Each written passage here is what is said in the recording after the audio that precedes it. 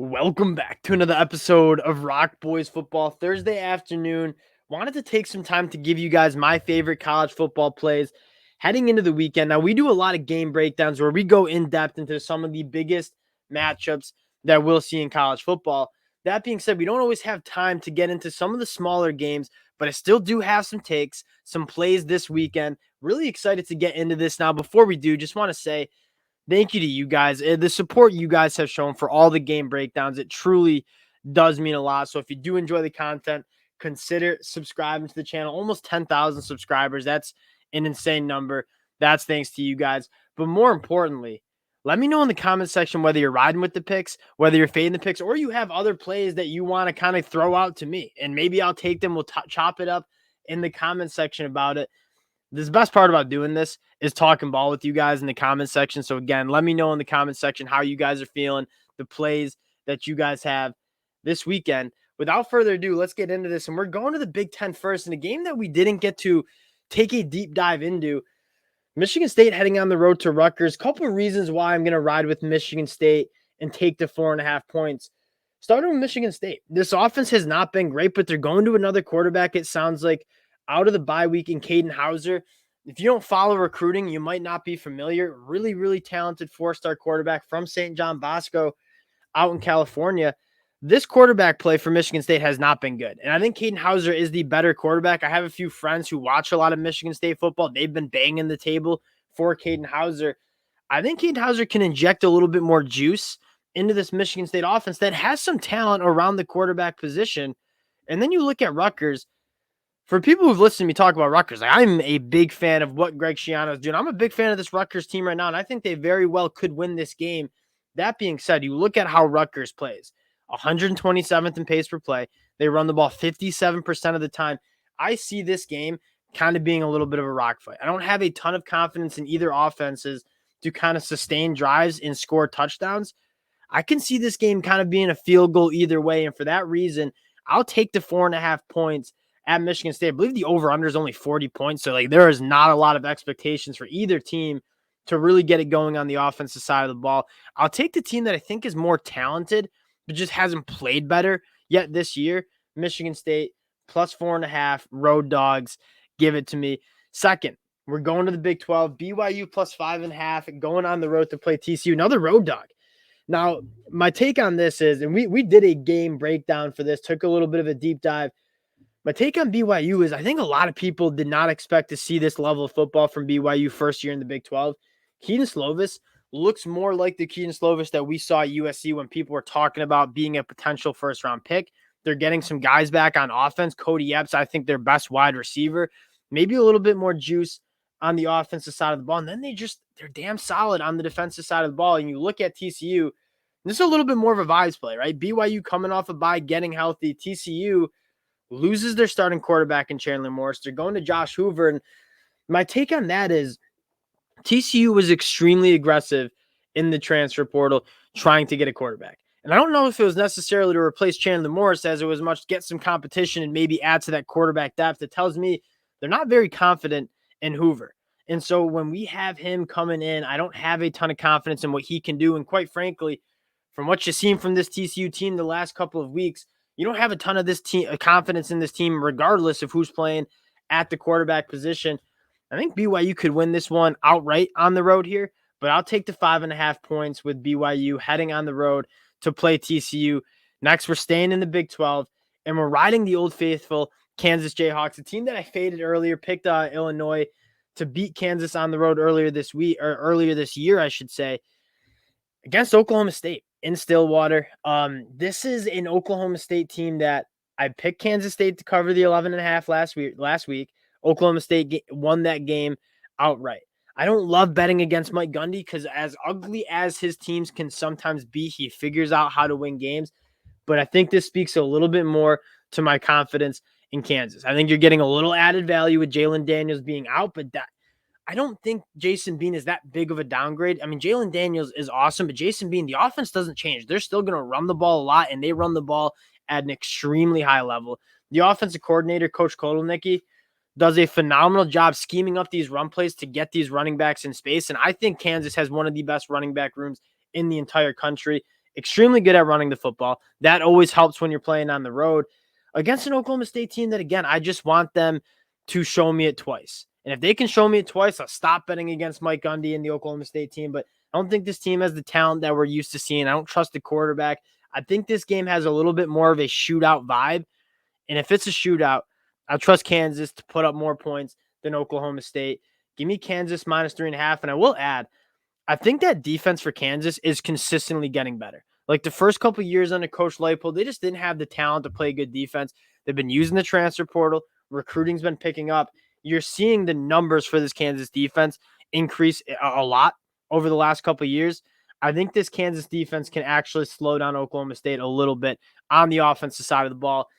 Next pick, going to the SEC.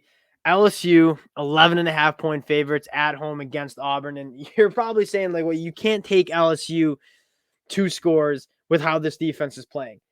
I get that. But are you going to be that confident in Auburn, in that offense and what you've seen? I think Auburn has a great defense, but what you've seen from this Auburn offense has been extremely lackluster.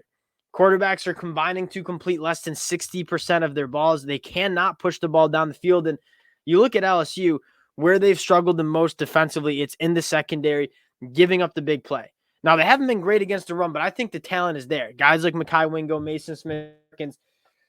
Auburn is a very one-dimensional offense. I think LSU knows that. I think they're going to load the box and force Auburn to beat them vertically down the field. And I, quite frankly, just don't have enough confidence with Auburn to score those points.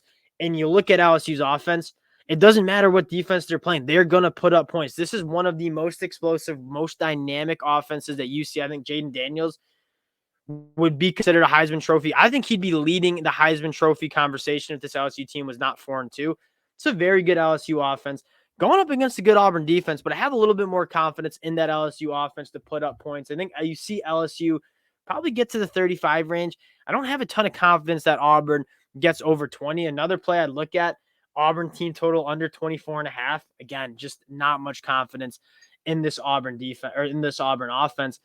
The last pick before we get to the money line dogs, Oregon State team total under 28.5. And this just goes to people not respecting the UCLA Bruins and what they can do on the defensive side of the ball. And it's a really good matchup too. Like you'll see, I have UCLA the money line as 3.5-point dogs on the road in Corvallis. But I have a lot. I mean, the problem with that is you have the true freshman quarterback for UCLA heading on the road to Corvallis. I'm just going to put a lot of confidence in this UCLA defense. And this is a defense that's number 1 in the country stopping the run, only giving up 1.7 yards per carry. What does Oregon State want to do? They want to run the football. They got a really good offensive line, a couple of really good running backs. If UCLA can stop the run, I think they're going to give Oregon State a lot of problems. I don't see them scoring much more than 30 points in this game. And DJ, you had a phenomenal game against Cal last week. Again, kind of similar to the Oklahoma State concept. Let me see it twice. If DJU plays the way he did against Cal, you might see them get over 28.5 points. But this UCLA defense with guys like Latu and the Murphy brothers, Darius Musa, like this is a very, very good UCLA defense, especially in the front 7. I think they can slow down this Oregon State rushing attack, hold them below 4 touchdowns. Give me Oregon State team total under 28.5. Time for the money line dogs. We're starting with Missouri against Kentucky, and this is a Missouri team on the road in Lexington. I love this Missouri team. I think they lost a really tough one to LSU, an explosive offense. They kind of went shot for shot with LSU in the second half, just came up short. I'm not selling stock on this Missouri team. This is a very, very good Missouri team that I think is complete on both sides of the football. Going up against a Kentucky team that is really solid. Like, this is not me not liking Kentucky. It's a little bit me not liking Devin Leary. And sometimes you just got to simplify these picks and say, what quarterback do you trust more? Devin Leary, who's completing less than 60% of his balls, or Brady Cook, who's playing like the best quarterback or one of the best quarterbacks in the SEC with Luther Burden? I trust Missouri to hit some more explosive plays than this Kentucky team. The way Kentucky wins this game is they just grind Missouri down, run the football. I think Missouri is good enough in the front 7 with some of those linebackers like Tyron Hopper to slow Kentucky's rushing attack down. And I'll tell you that if you can stop Kentucky running the football, Devin Leary has not shown the ability to win games with his arm in that Kentucky offense. Next, we're going out to UCLA, and this is just I love this UCLA team. And going back to the Dante Moore, true freshman on the road in Corvallis, like that gives you some bad vibes, 100%. That being said, I think you're seeing small improvements, right? He struggled on the road against Utah, looked a little better against Washington State at home. It's going to be a rowdy environment. This is a solid defense for Oregon State, but it hasn't looked great the last couple of weeks. You saw Washington State throw it all around the yard, and then you saw Cal run for over 250 yards against them last week. I think this Oregon State defense might have some problems, and for that reason, I'll ride UCLA plus 150. I think they're a little bit more complete team, and I think you're just seeing the odds being reflected in home field advantage.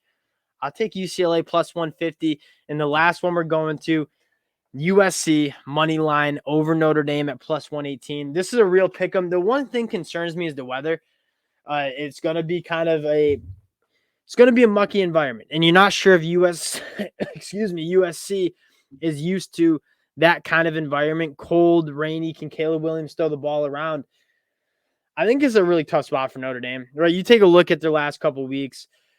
Lost to Ohio State at home in just a heartbreaker. They go on the road and grind one out against Duke, and then they go on the road again and lose to Louisville. And I looked at that offense and said, like, I just don't trust it. And as much as I don't really have a ton of confidence in USC's defense, I have a lot of confidence in Caleb Williams scoring more points than Sam Hartman.